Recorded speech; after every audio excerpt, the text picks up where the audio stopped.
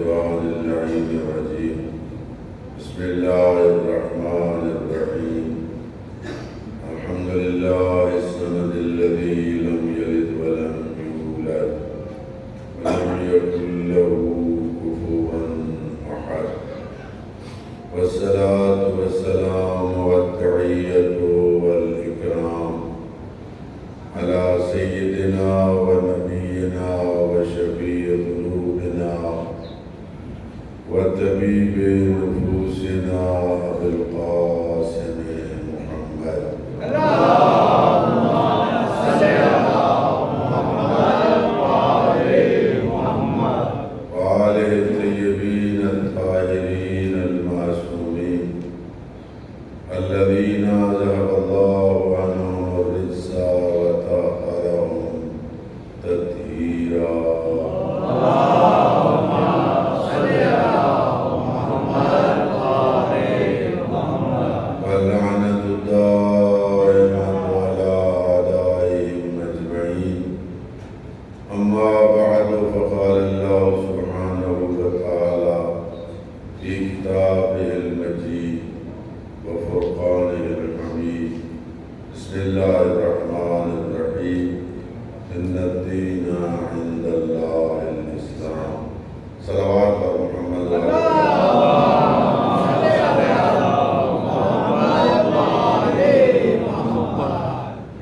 نعرہ تکبیر اللہ اکبر نعرہ رسالت یا رسول اللہ نعرہ حیدری یا علی حسینیت زندہ باد یزیدیت مردہ باد آواز بلند صلوات اللہم صل علی محمد وآل محمد.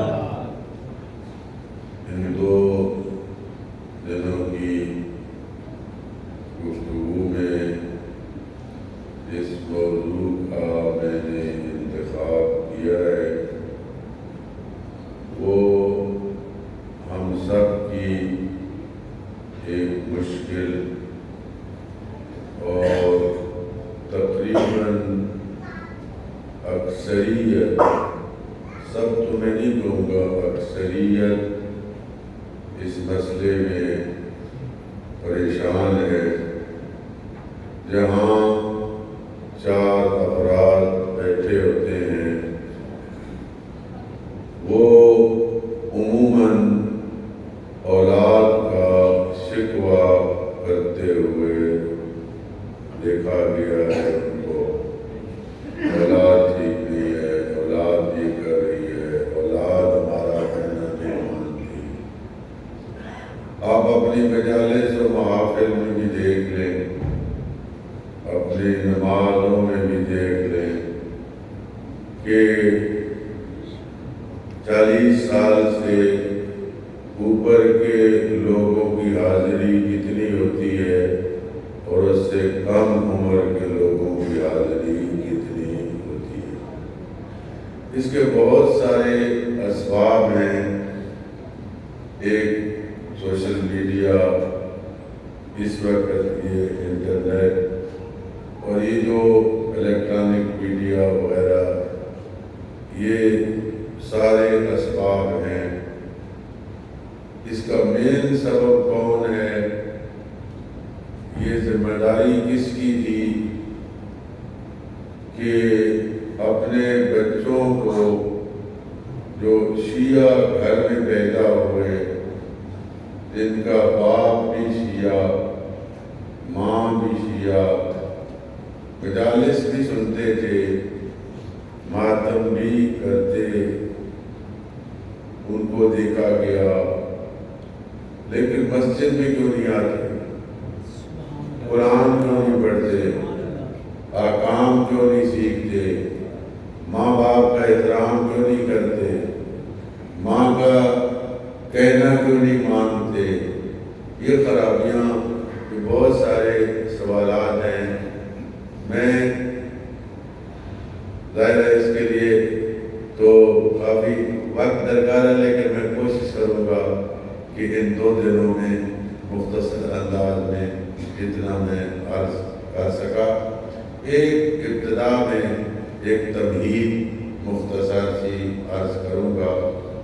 دین اسلام کے جو امتیازات ہیں ان میں ایک امتیاز یہ ہے کہ دین اسلام نے بغیر کام کے اجرت نہیں رکھی اور بغیر اجرت کے کام نہیں رکھا۔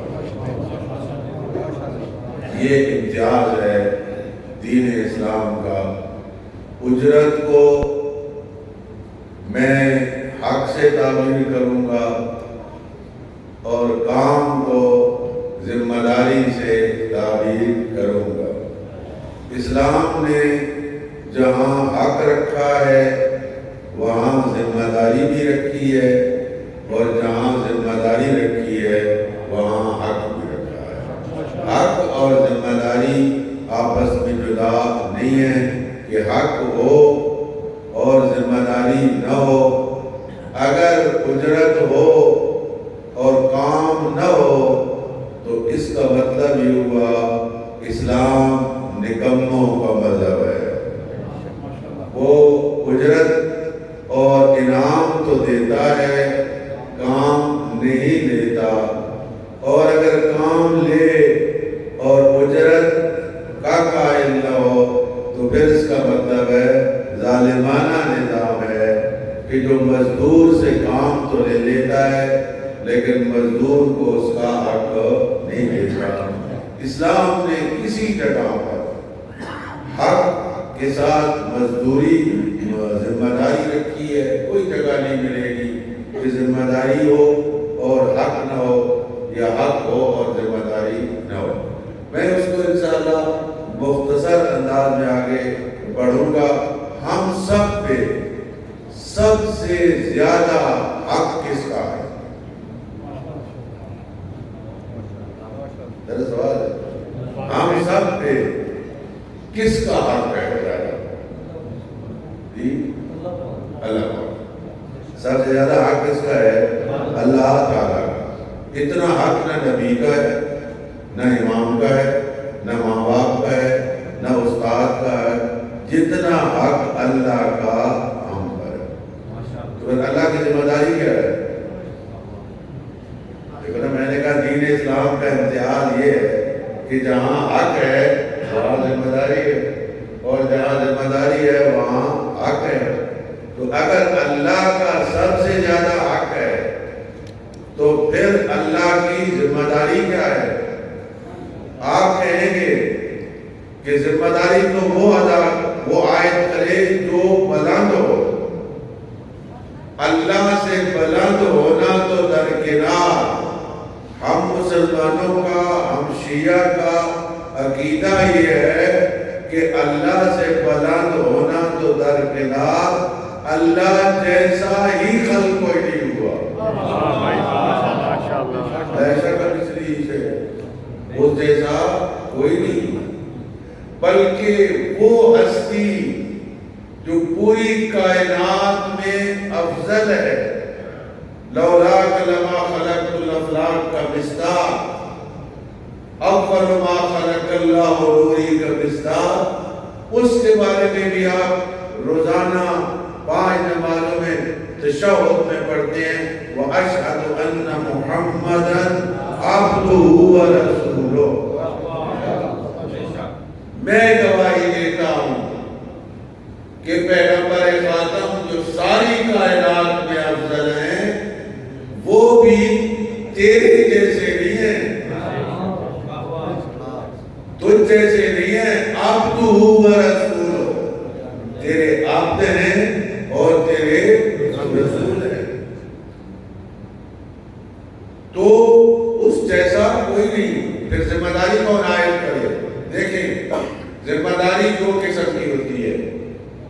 ایک ذمہ داری بلند مرتبے والے کی طرف سے، اس سے جو پس مرتبے والا ہوتا ہے اس پہ عائد ہوتی ہے۔ ایک کو ملک کا وزیر اعظم اپنے وزراء یا رعایا پر کوئی ذمہ داری عائد کرے۔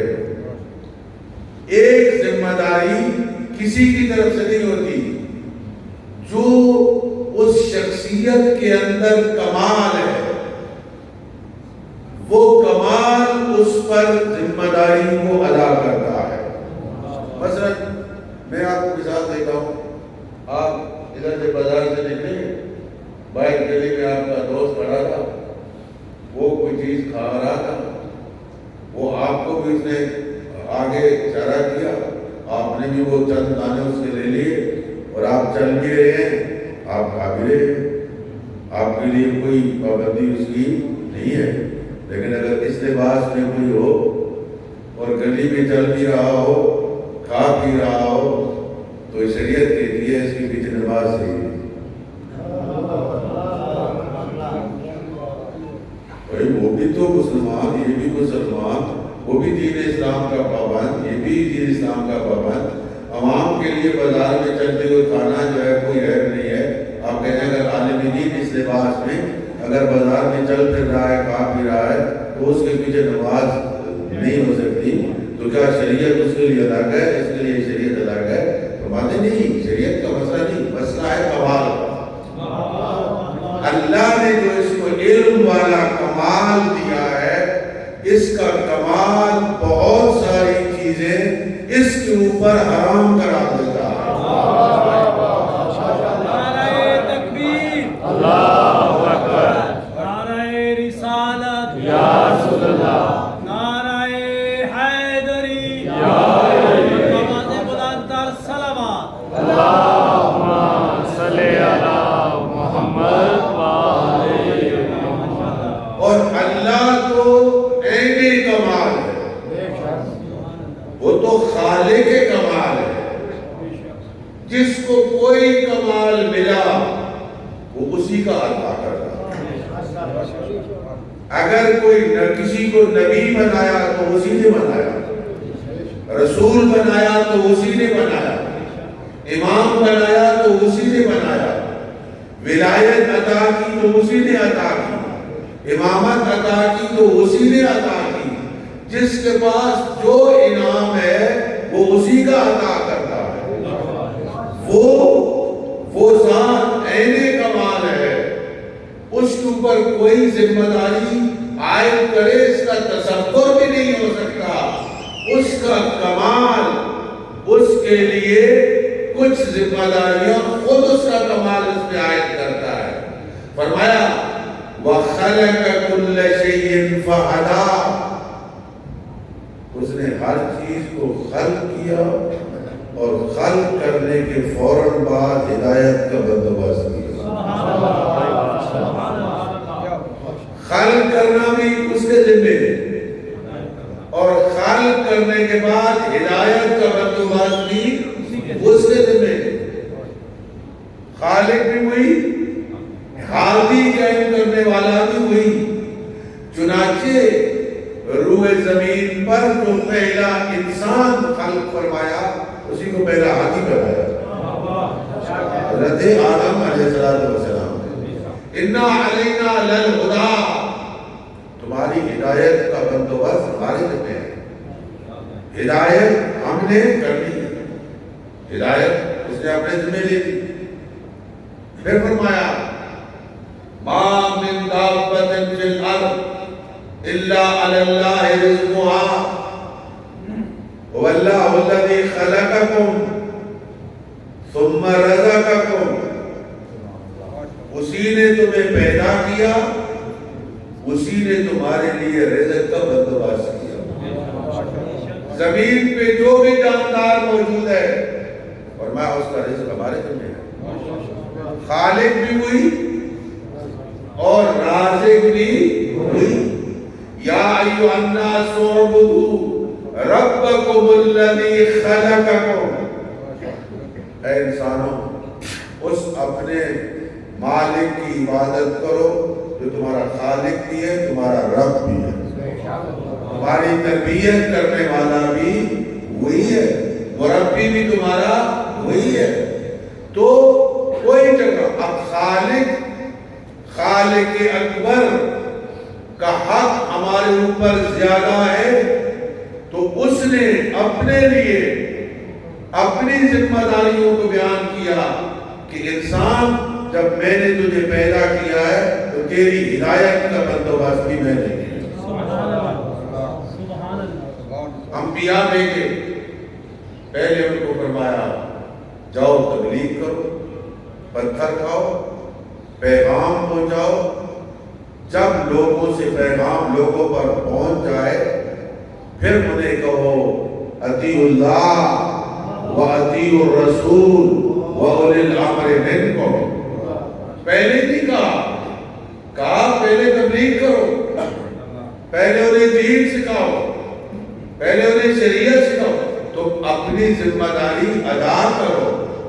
جب تمہاری ذمہ داری ادا ہو جائے گی اب ان سے اطاعت کا مطالبہ کرو کہ جب دین ہم نے پہنچا دیا، شریعت ہم نے پہنچا دی، تو اب اللہ کی اطاعت کرو، اللہ کے رسول کی اطاعت کرو، اولی الامر کی اطاعت کرو۔ اسی طرح اولاد پر ضروری قرار دیا، ماں باپ کا حق قرار دیا، وَلَا تَقُلْ لَهُمَا اُفٍّ، اولاد ماں باپ کے سامنے اف تک نہ کرے۔ یہ ماں باپ کا حق ہے۔ ماں باپ کی ذمہ داری کیا ہے؟ شریعت نے کہا پہلے ان کی تربیت کرو، پہلے تربیت کرو۔ جب پہلے تربیت کرو گے، جب وہ تربیت یافتہ ہو جائیں گے اب ان سے مطالبہ کرو کہ ہماری اطاعت کرو۔ صلوات پر محمد صلی اللہ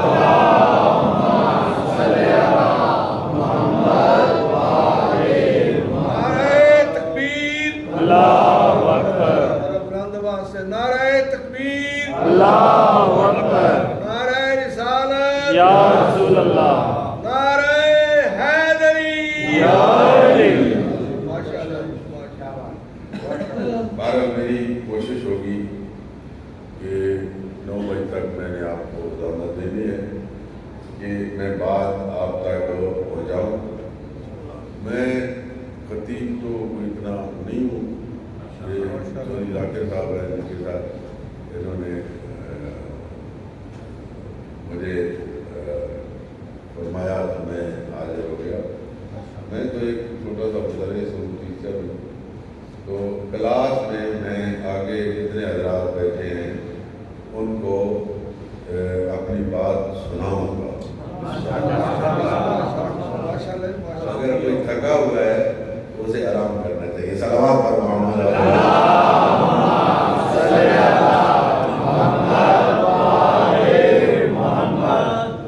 والدین پر پہلا کام جو شریعت نے والدین کے لیے لازمی اور ضروری قرار دیا، ان کی ذمہ داری وہ فرمایا ان کی تربیت، اولاد کی تربیت۔ کب بچہ پیدا ہو جائے، 2 سال کا ہو، 5 سال کا ہو، 7 سال کا، 10 سال کا ہو، پھر تربیت شروع کرو۔ جس دن تمہارے ذہن میں یہ خیال پیدا ہوا کہ اب ہم نے تنہا نہیں رہنا، ہم نے نئی زندگی کا آغاز کرنا ہے، اب ہمیں ایک ساتھی چاہیے، اب ہمیں رفیق حیات چاہیے، اسی دن سوچیں کہ آپ کی اولاد کیسی ہوگی۔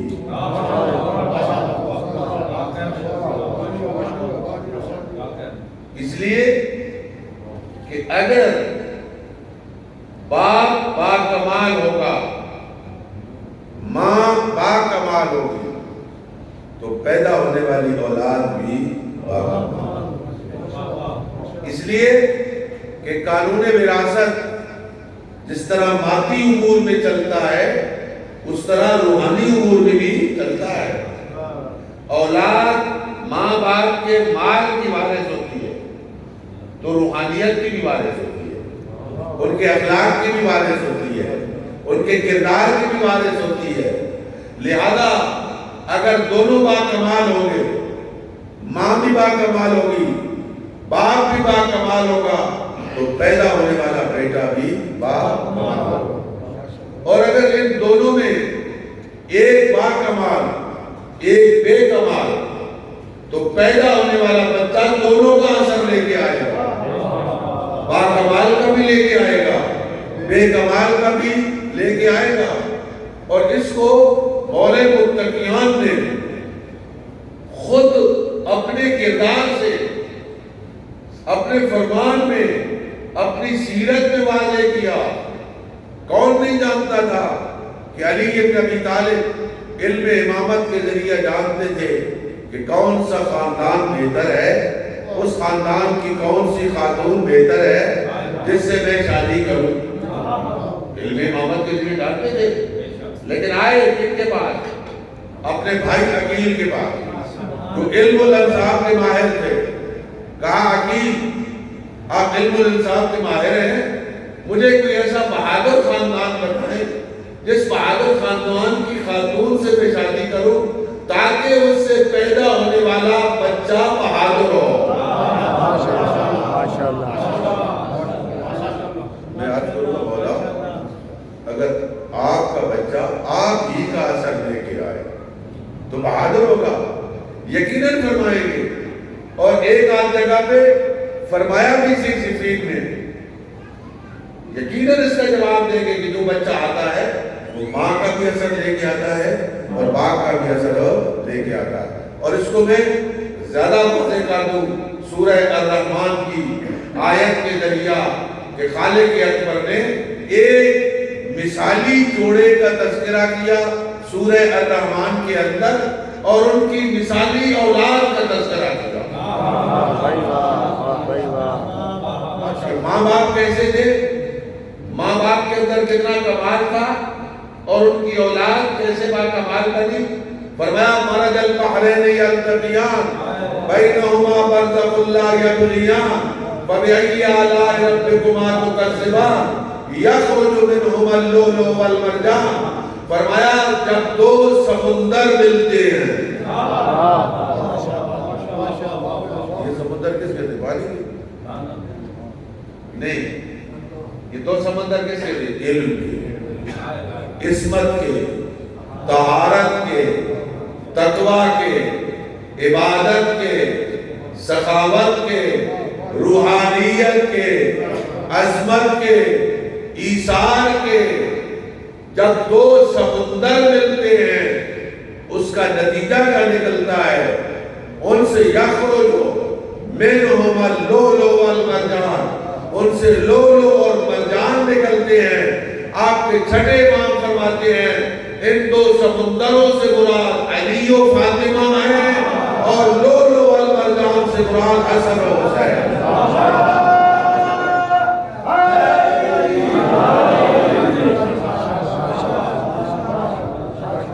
نعرہ تکبیر، نعرہ رسالت، نعرہ حیدری۔ ماں باپ باکمال، اولاد بھی باکمال، وہ چاہے بیٹوں کی صورت میں چاہے بیٹیوں کی صورت میں۔ بعد از پیغمبر اگر آپ تاریخ انسانیت کا مطالعہ کریں، حدیث کا مطالعہ کریں، قرآن کا مطالعہ کریں، تو ان دو شخصیتوں جیسا کوئی انسان ان کے مقابلے میں عظمتوں کے اعتبار سے، فضیلتوں کے اعتبار سے، کمال کے اعتبار سے آپ کو نہیں ملے گا۔ اور میں شاید ایام فاطمیہ میں عرض کر گیا ہوں، فقط اشارہ کروں گا کہ جب وہ امیر المومنین آئے حضور کے پاس اور آگے خاموش ہو کے بیٹھ گئے، سر جھکا کے، پیغمبر خاتم نے پوچھا یا علی کوئی کام ہے؟ خاموش تھے۔ دوبارہ پوچھا تو عرض کیا میں رشتے کے سلسلے میں آیا ہوں۔ تو کہا یا علی آپ بیٹھیں۔ آئے اپنی بیٹی کے پاس اور ایک جملہ کہا، بیٹی فاطمہ میں نے اپنے رب سے دعا مانگی تھی کہ پروردگارا مجھے ایسا شخص عطا کر جو روئے زمین میں سب سے افضل ہو اپنی بیٹی سے کروں، اللہ نے میری دعا قبول کر لی ہے۔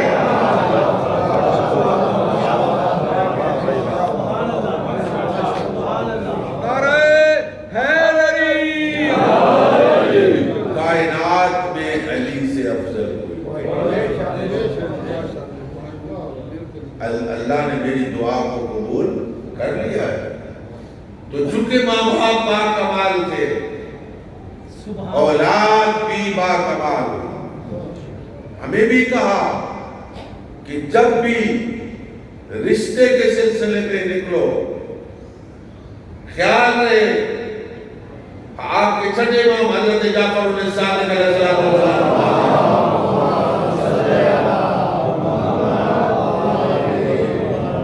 جب آپ کے پاس کوئی بندہ آئے، رشتے کے لیے آئے، وہ مومن بھی ہو، وہ صاحب کردار بھی ہو، رشتہ رد نہ کرو۔ مومن بھی ہے، با کردار بھی ہے، اس کو رد نہ کرنا۔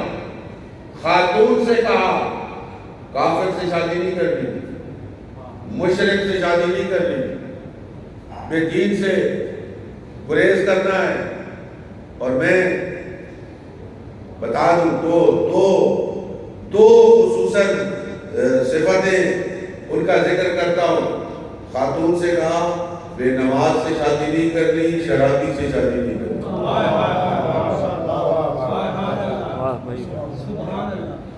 مکروہ ہے، حرام نہیں ہے، مکروہ ہے۔ کیوں؟ وہ عورت کا دین شوہر کے تابع ہوتا ہے، وہ بے نماز ہے تو تجھے بھی بے نماز بنا دے گا۔ مومنین کرام، میں آپ سے سوال کرتا ہوں، جو اللہ کا رسول اس دنیا میں ایک مومنہ نمازی مومنہ کا اس دنیا میں 50-60 سال بے نماز کے ساتھ رہنا پسند نہیں ہے، وہ بے نماز کو جنت میں بھیجے گا؟ وہ تو ایک مومنہ کے عقد کے لیے راضی نہیں ہے۔ اور دوسرا شرابی بتایا کہ اگر شراب پیتا ہے تو اس سے اجتناب کرنا۔ کیوں؟ ام الخبائث شراب ہے، تمام برائیوں کی جڑ شراب ہے۔ اسی طرح مرد سے کہا کہ جس خاتون سے شادی کرنا، دیکھنا وہ صاحب ایمان ہے، وہ با کردار ہے یا نہیں، اس کے جہیز کو نہ دیکھنا، اس کی دولت کو نہ دیکھنا، وہ بلکہ ایک روایت میں عرض کرتا ہوں، فرمایا وہ عورت جو ظاہری طور پہ حسین ہو اور کردار اس کا اچھا نہ ہو، فرمایا وہ اس سبزی کی مانند ہے جو کوڑے کرکٹ کے اوپر پیدا ہو۔ کردار دیکھو۔ کہا سب سے پہلے جس خاتون سے آپ شادی کر رہے ہیں کہ وہ شریعت کے حوالے سے احکام شریعہ کو جانتی ہے یا نہیں جانتی، مسائل شریعہ سے آگاہ ہے یا نہیں، مومنہ ہے یا مومنہ نہیں ہے۔ اور جب صاحبان ایمان، مرد بھی صاحب ایمان ہے، خاتون بھی صاحب ایمان ہے، جب ان کا رشتہ ہو جائے گا تو یقیناً ان سے پیدا ہونے والی اولاد بھی صاحب ایمان ہوگا۔ اور وہ بچہ، میں نے کہا تربیت کب سے شروع ہوتی ہے؟ جس دن تم نے یہ سوچا۔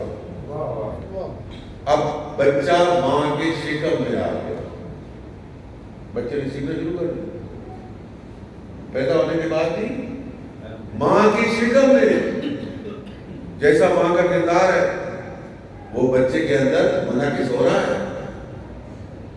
وہ گھر کے اندر 5 چیزیں ہیں جو بچے کے اوپر اثر انداز ہوتی ہیں۔ نمبر 1 میراث، میراث میں ماں باپ کا کردار آتا ہے۔ نمبر 2 تربیت، نمبر 3 رزق حلال اور رزق حرام کا اثر ہوتا ہے. نمبر 4 ماحول. نمبر 5 استاد. یہ سارے بچے کے اوپر اثر انداز ہوتے ہیں. کوشش کروں گا کہ 2 دنوں میں تھوڑا تھوڑا ان سب کے بارے میں عرض کروں. میں نے کہا بچہ ماں کے شکم میں سیکھتا ہے.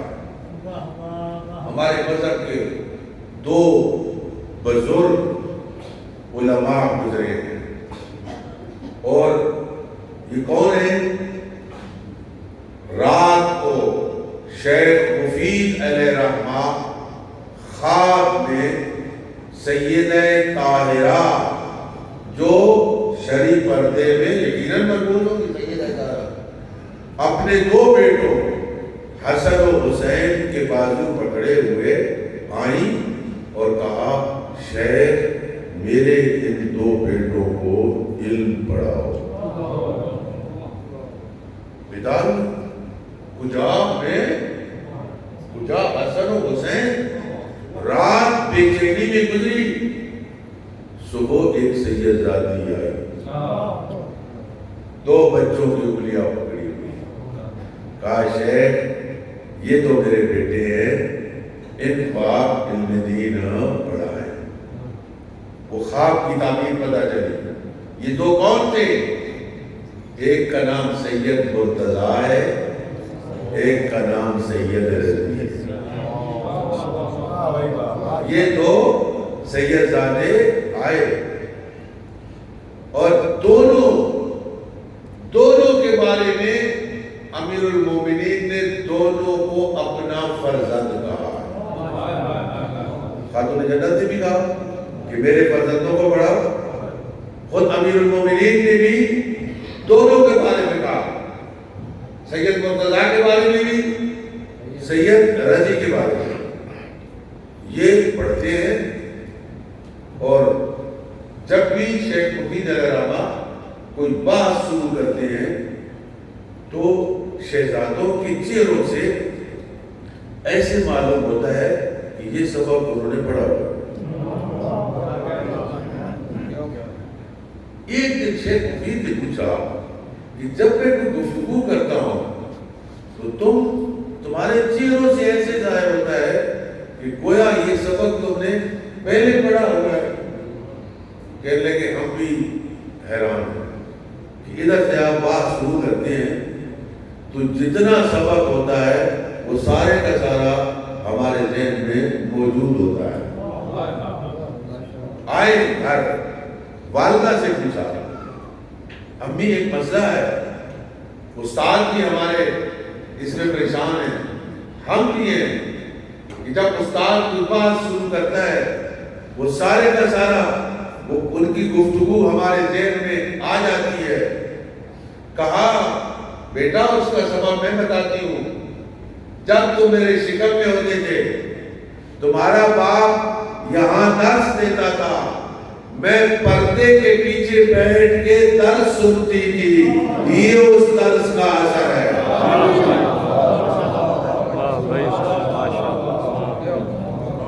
بچہ ماں کے شکم میں سیکھتا ہے. باپ درس دے رہا ہے بچہ ماں کے شکم میں ہے اور سیکھ رہا ہے. اسی لیے علماء نے لکھا ہے کہ جب خاتون حاملہ ہو جائے وہ کبھی غیر شرعی عمل نہ کرے. اس کے اثرات ہوتے بچے پر کیونکہ جیسا اس کا کردار ہونا ہے وہ اثرات اس کے بچے کے اوپر انہیں زیادہ سے زیادہ اپنے آپ کو اللہ کی مطیع اطاعت گزار فرما بردار مالک حقیقی کی جس قدر اطاعت زیادہ ہوگی اس قدر اس کا بچہ اچھا اور نیک پیدا ہوگا.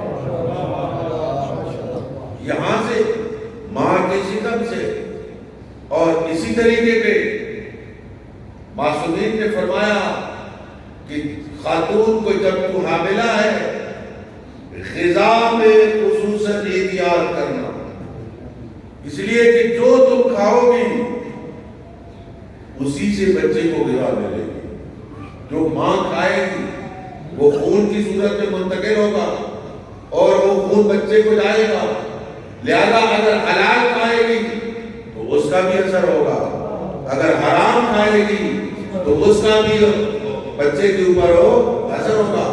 اور ایک جملہ عرض کرتا ہوں، غور کریں، بچہ جب ماں کے شکم میں ہوتا ہے اور روس بھی ڈالی جاتی ہے، اس کو غذا کی ضرورت ہوتی ہے، غذا کا اس کو بندوبست ہونا چاہیے۔ اب باہر سے غذا پہنچائی نہیں جا سکتی، خالق اکبر نے اندر سے غذا کا بندوبست کیا۔ غذا تھی ماں کا خون، ماں کا خون جو تھا وہ پاک نہیں تھا، خالق اکبر نے بچے کے منہ سے منتقل نہیں کیا، اس کا راستہ بدل دیا۔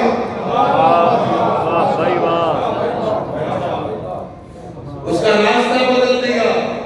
جو خالق ماں کے شکم میں 5 مہینے کے بچے کے لیے حرام غذا کا منہ سے استعمال کرنا درست نہیں سمجھتا، وہ بالغ ہونے کے بعد کیسے درست سمجھتا ہے؟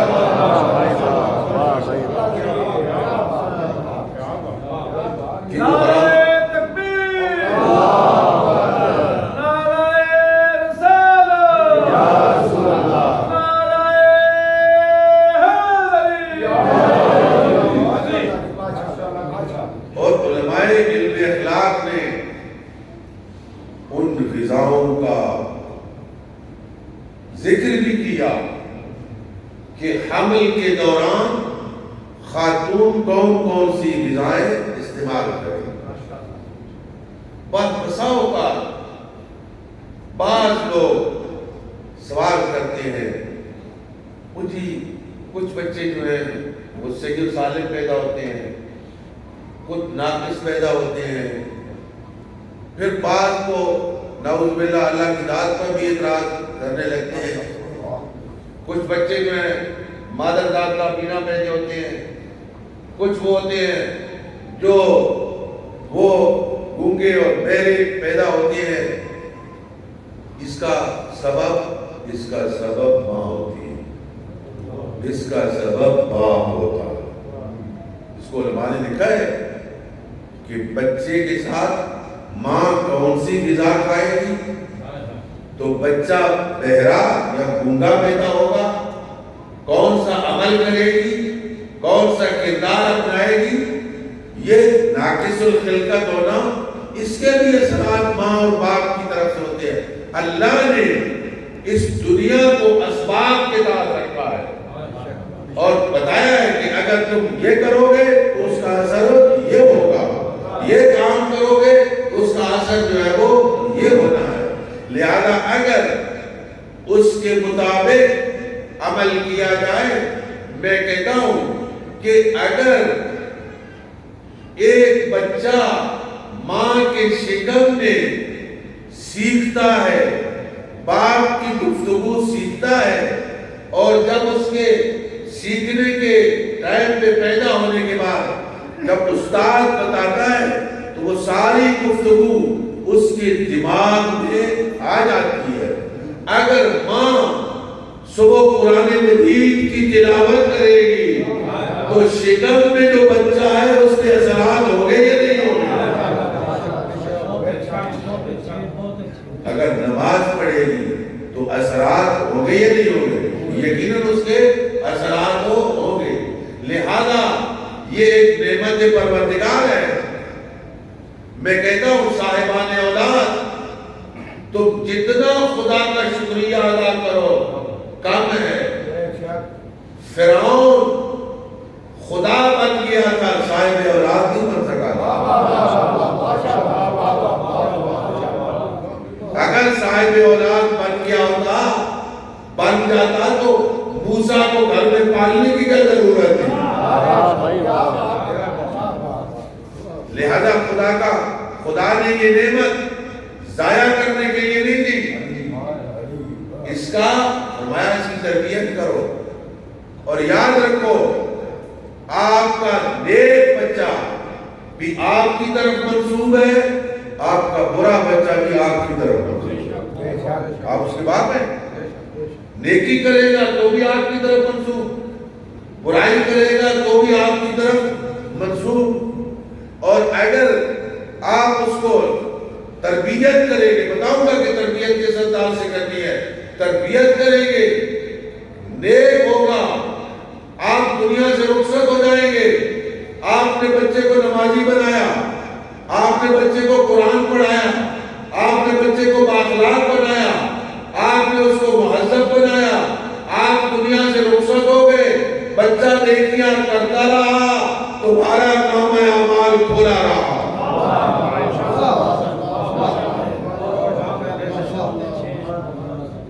نیک اولاد چھوڑ کے جائے گا جب تک وہ نیکیاں کرتے رہے۔ اچھا باپ رخصت ہو گیا، بیٹا نیک تھا، اس کا بیٹا آ گیا، آگے اس کا بیٹا ہوا، اس نے اپنے بیٹے کی اچھی تربیت کی، اب اس کا باپ فوت ہو گیا، وہ نیکیاں کرتا رہا، اس کی نیکیوں کا اثر باپ کو بھی ملے گا، دادا کو بھی ملے گا، اور یہ سلسلہ قیامت تک چلا جائے،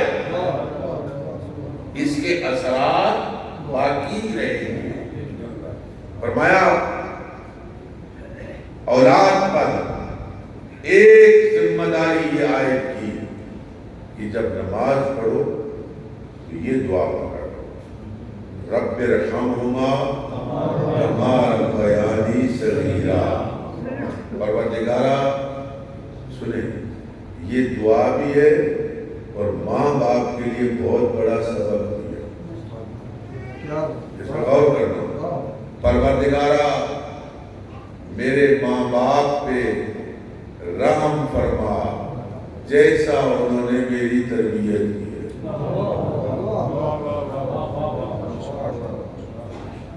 آپ مجھے بتائیں اس کے دو معنی ہو سکتے ہیں،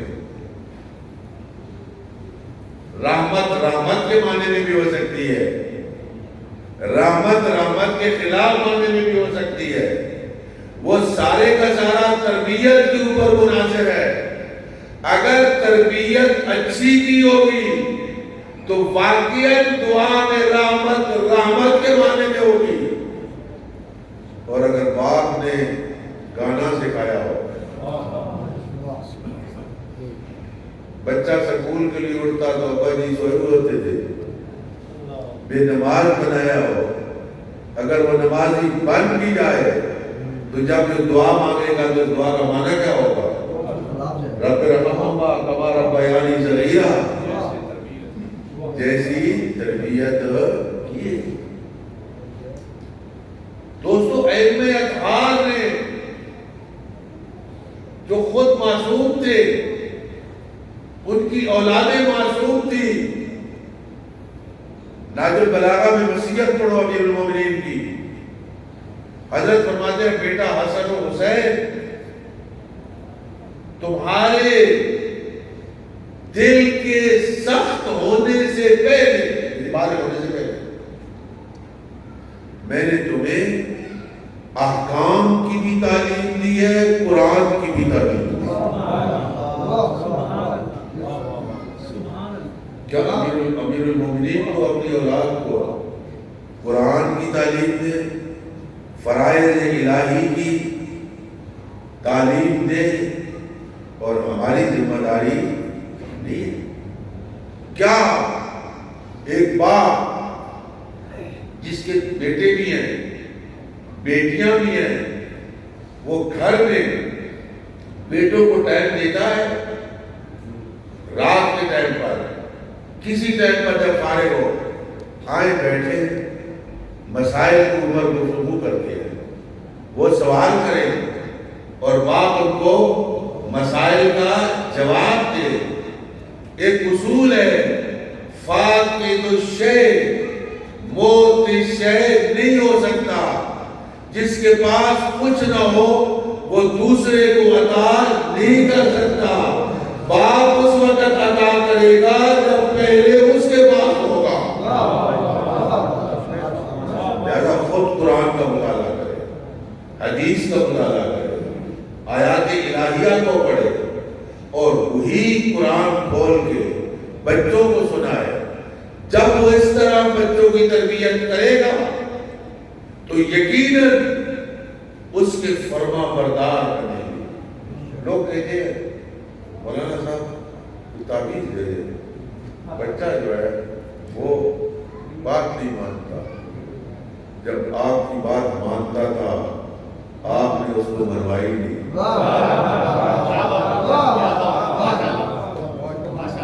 اس وقت جو اس کو آپ کہتے وہ مانتا. آپ نے چھوڑ دیا اس کو, آپ نے اس کو ٹائم نہ دیا. اور میں بے شک آپ اس کو آزمائیں, اور آزمایا ہوگا بعض لوگوں نے. 2 بچے دیکھ لیں, ایک کو باپ ٹائم زیادہ دیا, ایک کو ٹائم نہیں دیا. دونوں کی کیفیتیں بدلی ہوئی, دونوں کی ذہانت بدلی ہوئی ہوگی. جس کو باپ زیادہ ٹائم دے رہا ہے وہ زیادہ نہیں ہوگا, وہ زیادہ اچھا ہوگا. آپ جب جاتے ہیں نماز کے لیے جاتے ہیں یا آپ مجلس کے لیے آتے ہیں, آپ اس کو لائیں, وہ آئے سنیں. اگر ماں کی شکم میں بچے کے اوپر اثر ہوتا ہے تو 2, 3 یا 4 سال کے بچے کے اوپر کیوں نہیں اثر ہوتا؟ یقیناً اثر ہوتا ہے. اور اہل بیت جن کے ایام آپ منا رہے ہیں, آپ مجھے بتائیں کہ کوئی بندہ 100 سال اس کی عمر ہو اور ڈاکٹر کے پاس چلا جائے, ڈاکٹر اس کو چیک کرنے کے بعد کسی وائرس کو کہے بابا دنیا سے رخصت, یہ آواز مریض کے کانوں میں پہنچ جائے, رونے لگتا ہے کہ ڈاکٹر نے کہہ دیا میں اب ختم ہوں. وہ بابا 100 سال تمہاری زندگی ہو گئی, ابھی اور کیا زندہ رہنا ہے, ابھی کیوں رو رہے ہو؟ دنیا موت کا ذائقہ کڑوا سمجھتی ہے, لیکن اہل بیت نے جن کی تربیت کی ہے, اہل بیت نے جن کی تربیت کی, ان کا عالم کیا ہے؟ ان کا عالم ہی کچھ اور ہے. شب عاشور کو جب مظلوم کربلا نے اپنے ساتھیوں سے کہا کہ اپنی سواریاں تیار کر لو اور تم چلے جاؤ, اتنے دور چلے جاؤ کہ کل جب میں استغاثہ کروں میرے استغاثے کی آواز تمہارے کانوں تک نہ پہنچے, میں بیعت کا کلادہ تمہارے گلے سے اتار دیتا ہوں. یہ تمہارے نہیں, یہ میرے خون کے پیاسے ہیں. جب میں شہید ہو جاؤں گا تمہارے پیچھے کوئی بھی نہیں آئے گا, چلے جاؤ.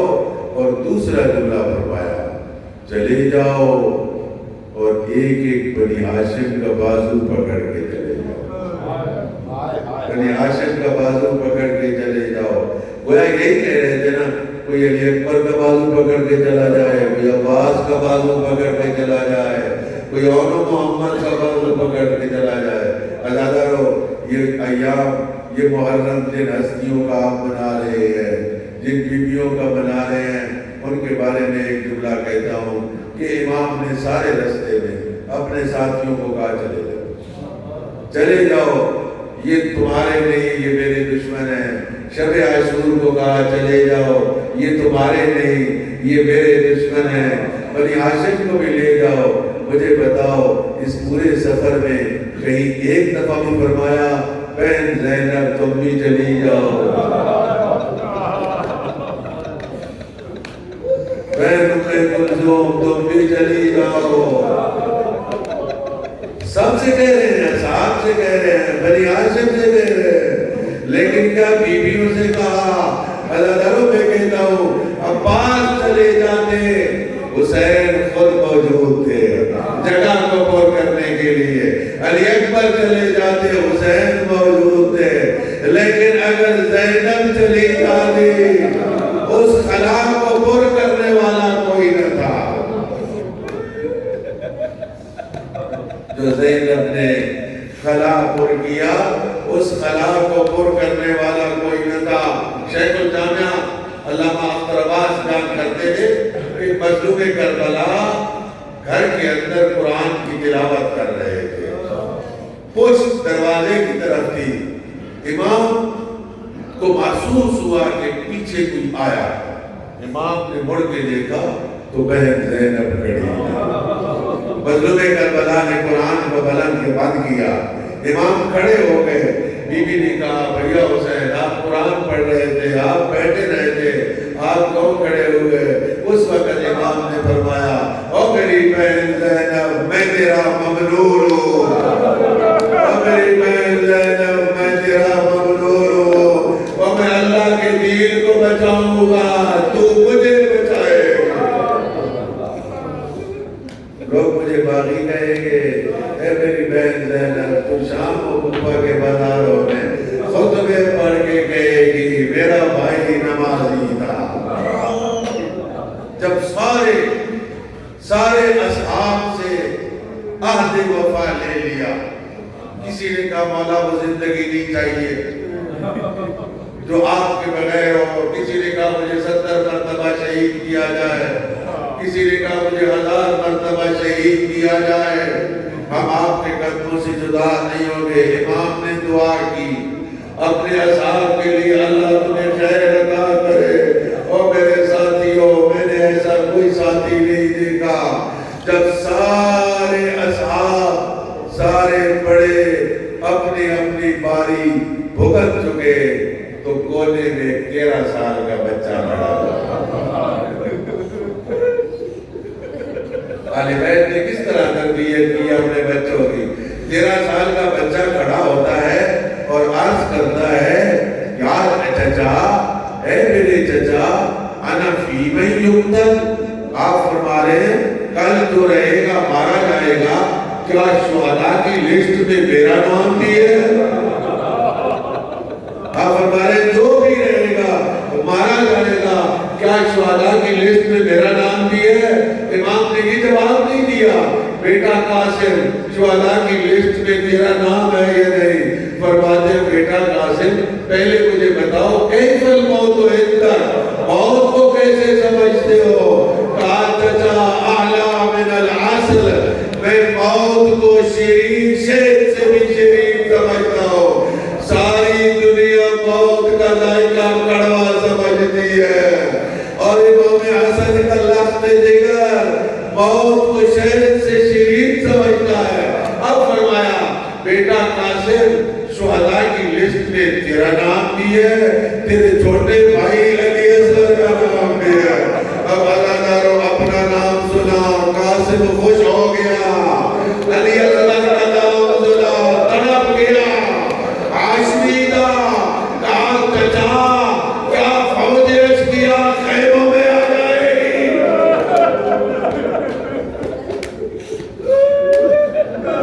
کیا فوج اشقیا خیموں میں آ جائے گی؟ میں کہوں گا قاسم اس وقت تیری روح پہ کیا گزر رہی ہوگی، اور جب ظالم ہاتھوں میں نیزے لیے ہوئے تو نبی ذاتیوں کے خیموں میں داخل ہوئے، لوٹو تبرکات علی و بطول کو قیدی بنا کے لے چلو آل رسول کو۔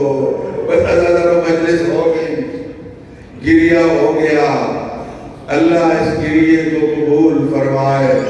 بس میں حسن مجتبیٰ کے اس یتیم کے بارے میں 2 جملے عرض کر کے آپ کی زحمت کو عرض کرتا ہوں۔ عزاداروں قاسم کتنی عمر کے تھے کہ کربلا میں آئے؟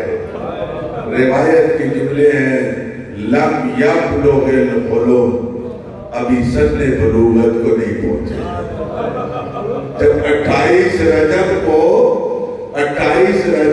قافلہ مدینے سے چلا تو قاسم کو بیویوں کے ساتھ ماحول میں بٹھایا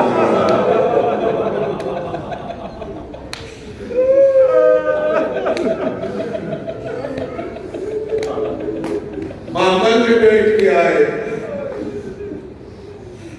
عاشور کو اصحاب نے ایک میٹنگ کی تھی کہ جب تک ہم میں کوئی زندہ ہوگا بنی ہاشم کو ہم میدان میں نہیں جانے دیں گے.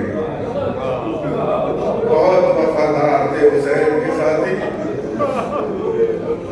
جب تک کوئی ایک بھی موجود ہوگا بنی ہاشم کو ہم میدان میں نہیں جانے دیں گے. سارے اصحاب پہلے شہید ہوئے. اصحاب شہید ہو گئے. بنی ہاشم کی باری آئے اس نے جہاد دے دے میدان میں چلے جاتے. راوی بیان کرتا ہے امام نے کسی شہید کو اجازت دینے میں اتنی دیر نہیں کی جتنی دیر قاسم کو اجازت دینے میں. حبیب ابن مسلم بیان کرتا ہے میں نے دیکھا ایک شہزادہ آیا چچا کی طرف. امام نے کیا کیا؟ اپنے امام نے دونوں بازوؤں کو پھیلایا, قاسم کو اپنے سینے کے ساتھ لگایا. حبیب کہتے ہیں چچا اور بھتیجا اتنے روئے کہ زمین پہ گر گئے. وہ کہتے ہیں میں دیکھ رہا تھا قاسم کی کیا کیفیت تھی. یقبل یدیہ ورجلہ, کبھی چچا کے ہاتھوں کا بوسہ لیتے, کبھی چچا کے قدموں کا بوسہ لیتے اور منتیں کرتے چچا مجھے ادھر جہاد دے دیے. امام نہیں دے رہے تھے. روایات مختلف ہیں, میں مختصراً عرض کر رہا ہوں. بالآخر امام نے قاسم کو اجازت دی. عزادر تیار کس طرح کیا؟ جسم کے اوپر کوئی زرہ نہیں ہے, ایک کرتا ہے جو قاسم نے پہنا ہوا ہے, امامہ بتایا, تاج العنق پہنائی, قاسم کو خود اٹھا کے گھوڑے میں سوار کیا. ایک جملہ سن لو, اس کو توجہ سے سننا, اس جملے کو یاد رکھنا. یہ میرا نہیں, یہ یزید کے لشکر کے ایک سپاہی کا بیان ہے. قاسم کے بارے میں یزید کے لشکر کے ایک سپاہی کا بیان ہے کہ قاسم جب خیموں سے نکلے تو کیا کیفیت تھی, خیموں سے نکلے تو کیا کیفیت تھی. اس جملے کو یاد رکھنا. حبیب ابن مسلم بیان کرتا ہے میں نے دیکھا خیام حسینی سے ایک چاند کا ٹکڑا طلوع ہوا اور لشکر شام میں ڈوب گیا. ایک چاند کا ٹکڑا خیام حسینی سے طلوع ہوا اور لشکر شام میں غائب ہو گیا. وہ جو قاسم دشمن کی نظر میں چاند کا ٹکڑا ہو, وہ ماں کی نظر میں کتنا خوبصورت ہوگا.